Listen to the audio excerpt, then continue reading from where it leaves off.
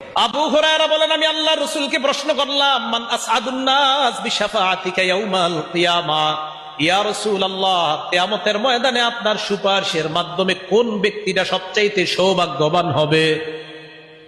নবীজি জবাব দিলেন, আবু হুরায়রা, লাকাদ যানানতু ইয়া আবা হুরায়রা আন লা ইয়াসআলানি আন হাদাল হাদিস আহাদুন আউয়ালু মিনকা। উস্তাদ ছাত্রের প্রতি কেমন ধারণা দেখেন। আল্লাহ নবী কয়, আবু হুরায়রা, আমি জানতাম এই প্রশ্নটা তুমি ছাড়া আর কেউ করবে না।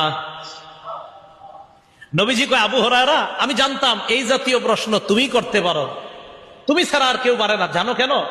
লিমা রাআইতু মিন হিরসিকা আলাল হাদিস, কারণ আমি দেখছি হাদিসের প্রতি তোমার খুব আগ্রহ। তোমার হাদিসের আগ্রহের কারণে আমি বুঝতে পারছি আমার আবু হুরায়রা ছাড়া এই প্রশ্ন আর কেউ করতে পারে না। আবু হুরায়রা, হাদিসের প্রতি তোমার যেই আগ্রহ, এই আগ্রহের কারণে আমি জানি এই প্রশ্ন করলে আমার আবু হুরায়রাই করতে পারে।